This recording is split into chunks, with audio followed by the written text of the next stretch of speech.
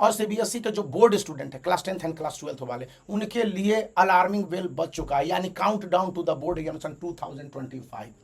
ये 2025 क्यों इंपॉर्टेंट है? क्योंकि इसमें बहुत सारे चेंजेस किए गए हैं। क्लास 12th के स्टूडेंट के लिए 40% कॉम्पिटेंसी बेस्ड क्वेश्चन सभी सब्जेक्ट में होंगे। Activity based question, assertion and result डाल दिए गए थे पहले 10%, अब उसको 20% या 15% तक बढ़ा दिए जाएंगे।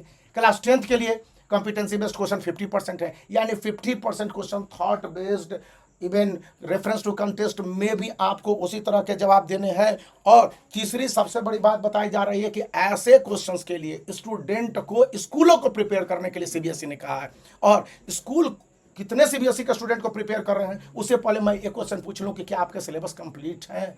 इंग्लिश में, साइंस में, मतलब फिजिक्स, केमिस्ट्री, बायोलॉजी, मैथ और सोशल स्टडीज में लगभग सभी सब्जेक्ट में अभी के समय में जुलाई 20 तक करीब करीब 40% से 45% सिलेबस कवर हो जाना चाहिए। अगर इससे कम है, मतलब यह है कि स्टूडेंट के लिए प्रॉब्लम बढ़ रहा है।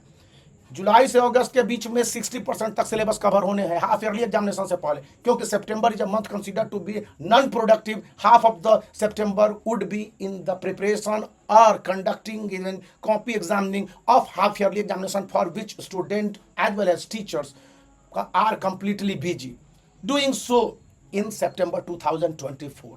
तो आप क्या करेंगे भैया? यहां पर कहा जा रहा है कि स्टूडेंट को बोर्ड एग्जामिनेशन से पहले के मिनी बोर्ड एग्जामिनेशन पहले माने जाते थे कि सेंटर पे एग्जामिनेशन है, या उससे पहले कहे जाते थे कि प्री बोर्ड एग्जामिनेशन है। अब तो हाफ ईयरली एग्जामिनेशन से ही प्रिपरेशन की बातें कही गई हैं। और कहा यह भी जा रहा है कि स्टूडेंट को अगर इस तरह से नहीं तैयार किया गया, अब नहीं तो कब? और स्टूडेंट क्या करेंगे? स्कूल ने उनको तैयारी किया, यदि स्टूडेंट अनअवेकेंड है, यदि स्टूडेंट अपने लेवल पर नहीं कर रहे हैं, तो यहाँ पर प्रॉब्लम उनके लेवल पर है। और इसके लिए स्टूडेंट को जगना होगा। स्टूडेंट क्या कर सकते हैं, कुछ पॉइंट्स आपको मैं बता देता हूँ। सबसे पहले तो आप सिलेबस को कवर अप करने के लिए देखिए मंथली वाइज कि आपको अप्रैल में कितने पढ़ने थे, कितने पढ़े, मई में कितने पढ़ने थे, कितने पढ़े, जून में कितने पढ़ने थे, कितने पढ़े, फिर जुलाई में कितने पढ़ने थे और कितने आपने पढ़े, फिर अगस्त में कितने पढ़ने थे और कितने आपने पढ़े, अगस्त तो भी आया नहीं है, जुलाई तक। और उसके बाद जितने बैकलॉग हैं उसको कवर अप कीजिए। बैकलॉग को कवर अप करने का एक पॉइंट ये भी है कि आपके प्रिपरेशंस, आपके स्ट्रेंथ, आपका जो रिमेनिंग टाइम है, स्कूल जाने ही जाने हैं, फ्लाइंग स्टूडेंट आप होंगे नहीं,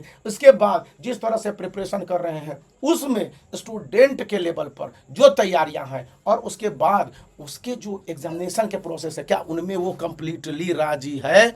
और आपके पास टाइम बच रहे हैं स्कूल से, एग्जामिनेशन से, बाकी सब कुछ से, पढ़ाई से, क्योंकि फर्स्ट पीरियोडिक टेस्ट है, सेकंड पीरियोडिक टेस्ट है, अभी तो जुलाई और अगस्त में ही कंडक्ट करेंगे ना, आपको पीटीएम हो जाएगा। तो इन सब से बचते बचाते स्टूडेंट को यहीं पर तैयारी करनी है। तो इसके लिए पॉइंट्स आते हैं। पॉइंट्स नंबर 1 आपको बताया कि सिलेबस को कवर अप कीजिए, जितने बैकलॉग हैं, दूसरे पॉइंट उसको कंप्लीट कीजिए। थर्ड है बोर्ड एग्जामिनेशन के पैटर्न को देखिए, लास्ट 10 ईयर्स जो सॉल्व क्वेश्चन है उसको बनाइए। आप कोई भी 10 ईयर्स खरीद सकते हैं, मैं यहाँ पर ये 10 ईयर्स दिखला रहा हूँ। तो इस 10 ईयर्स में जो सीबीएसई की मार्किंग है, इसकी मैं उसके हिसाब से सभी इंपॉर्टेंट सब्जेक्ट के 10 ईयर्स के question inside Delhi outside Delhi दे दिए गए हैं। तो ये काफी उपयोगी है। और इसको बना लेने का मतलब क्या, बोर्ड एग्जामिनेशन के लिए तैयार है, क्योंकि सीबीएसई का साफ इंस्ट्रक्शन है कि हाफ ईयरली एग्जामिनेशन या जो भी 80 मार्क्स के एग्जामिनेशन होंगे उसमें बोर्ड के पैटर्न के हिसाब से ही क्वेश्चन पूछे जाए। तो यहाँ पर उससे सीबीएसई भी नहीं बच सकती। तो आप इस तरह के क्वेश्चंस को, सैंपल पेपर को देखिए और सॉल्व क्वेश्चंस को देखिए, क्योंकि क्वेश्चंस देखने से कोई फायदा नहीं, क्वेश्चन का आंसर किससे लिखना है ये इंपॉर्टेंट है। और इसलिए इन बातों को ध्यान रखिए। और इसके साथ आपको ये भी ध्यान रखना है कि आपके आंसर कितने ऑथेंटिक हो गए। तो इसलिए मैं नेक्स्ट वीडियो में बता दूंगा, तो आप वीडियो को लाइक कर सकते हैं, चैनल को शेयर कर सकते हैं और सब्सक्राइब करना याद रखिए।